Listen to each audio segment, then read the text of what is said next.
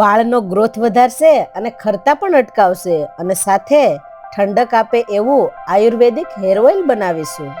Hello everyone, હું છું મુદ્રિકા સોલંકી. સ્વાગત છે તમારું મારી યુટ્યુબ ચેનલ મુદ્રિકાસ કુકમાં. આયુર્વેદિક હેર ઓઇલ બનાવવા માટે મેં આ 10 નંગ સૂકા જાસૂદના ફૂલ લીધા છે. જાસૂદના ફૂલ વાળ ખરતા અટકાવે છે અને ખોડો દૂર કરે છે. 10 નંગ જાસૂદના પાન લીધા છે, જે વાળ વધારવામાં મદદરૂપ થાય છે. 1 વાટકી જેટલા કડવા લીમડાના પાન લીધા છે, જે ખોડો કાયમી માટે દૂર કરે છે અને સફેદ વાળ થતા અટકાવે છે.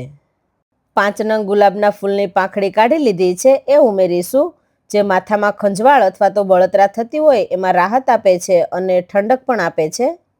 1 એલોવેરાના પાનના ટુકડા કરીને લીધા છે, જે વાળને મુલાયમ અને ચમકદાર બનાવે છે. 2 ચમચી સૂકી મેથી લીધી છે, જે વાળના મૂળને મજબૂત કરે છે અને ખરતા અટકાવે છે.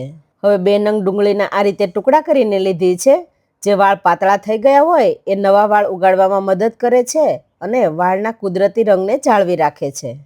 15 નંગ અરીઠા લીધા છે, જે પાણી સાથે શેમ્પૂની જરૂર વગર વાળમાં રહેલી ધૂળ, માટી અને વધારાનું તેલ સાફ કરે છે, જેથી વાળ ગૂંચવાતા નથી અને ઓળવામાં સરળતા રહે છે. તો અરીઠાના ઠળિયા કાઢી અને ઉમેરી દઈશું. 5 નંગ આમળાને ખમણીને ઉમેરીશું. તો આમળાની અંદર વિટામિન સી હોય છે, એટલે વાળને કુદરતી રીતે કાળા કરે છે અને વાળને મૂળથી મજબૂત બનાવે છે.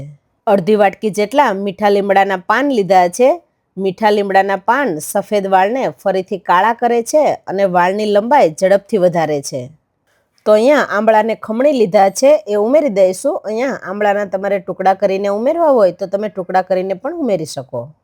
1 વાટકી ખમણેલી દૂધી ઉમેરીશું, જેનાથી વાળ સફેદ થતા નથી અને સ્કેલ્પને ઠંડક પણ આપે છે. હવે મેં અહીંયા 500 મિલી કોપરેલ તેલ લીધું છે, જે કોપરેલ તેલ વાળના મૂળ સુધી પહોંચે છે અને જરૂરી પોષક તત્વો પૂરા પાડે છે.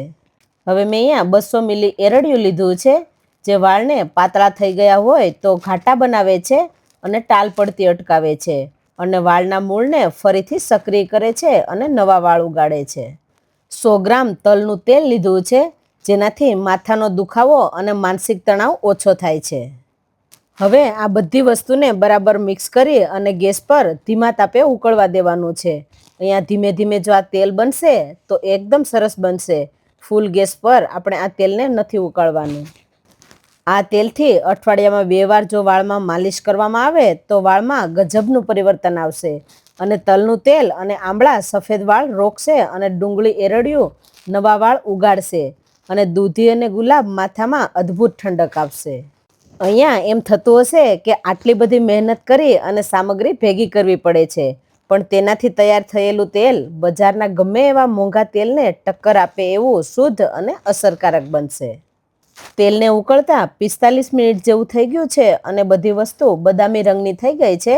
તો અહીંયા તેલને ધીમા તાપે ઉકાળવાનું છે અને તેલમાંથી પાણીનો બધો જ ભાગ બળી જાય ત્યાં સુધી ઉકાળવાનું છે અને આ રીતનો બદામી રંગ થાય ત્યાં સુધી ઉકાળી લેવાનું છે. એટલે આપણું તેલ છે એ બરાબર ઉકળી ગયું છે. આ તેલથી અઠવાડિયામાં 1 વાર અથવા તો 2 વાર જો માલિશ કરવામાં આવે તો વાળની દરેક સમસ્યાઓથી છુટકારો મળે છે, જેવા કે ખોડો થવો, સફેદ વાળ થવા, વાળ ખરવા, આ બધી જ વસ્તુ જડ મૂળમાંથી દૂર થશે અને આની અંદર આપણે બધી કુદરતી સામગ્રી ઉમેરેલી છે, એટલે વાળને કુદરતી કાળાશ અને ગજબની મજબૂતી પણ મળશે. હવે આ તેલને ગળણાથી ગાળી લઈશું અને જો કોટનનું કપડું હોય તો એની અંદર બધી વસ્તુ ઉમેરી અને બરાબર ગાળી લેવાનું છે, એટલે બધું તેલ છે એ બરાબર નીતરી જાય. તો હવે અહીંયા ગળણાથી ગાળી લીધું છે. હવે બધી વસ્તુને કોટનનું કપડું રાખી અને ફરી પાછું ગાળી લઈશું અને તમારે કોટનના કપડાથી ડાયરેક્ટ ગાળવું હોય તો તમે એ રીતે પણ ગાળી શકો, એટલે એની અંદર નાનો જો કચરો કે કાંઈ હોય તો એ નીકળી જાય. અહીંયા તેલ એકદમ ઠંડુ પડે પછી આ રીતે ગાળી લેવાનું છે અને જો આ રીતે કોટનનું કપડું હોય તો એમાંથી બધું તેલ નીકળી જાય છે અને આ રીતે તેલને નીતરતું રાખવાનું છે અથવા તો દબાવીને બધું તેલ કાઢી નાખવાનું છે. છેલ્લે આ રીતે નીચવેલું જે તેલ નીકળે છે એ સૌથી વધુ ગુણકારી હોય છે, કારણ કે એમાં ઔષધીય તત્વ સૌથી વધુ હોય છે. હવે આ તૈયાર થયેલા તેલને કાચની એકદમ સાફ અને કોરી બોટલમાં ભરી લેવાનું છે અને આ તેલ લાંબા સમય સુધી તાજું રહે છે. તો અહીંયા આપણું મેજિકલ આયુર્વેદિક હેર ઓઇલ બનીને તૈયાર થઈ ગયું છે.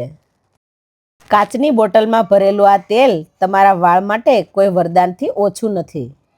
તો આપણું સર્વગુણ હેર અમૃત બનીને તૈયાર છે. વિડીયોને લાઈક કરજો, શેર કરજો અને અમારી ચેનલને સબસ્ક્રાઇબ કરવાનું ના ભૂલતા. Thank you.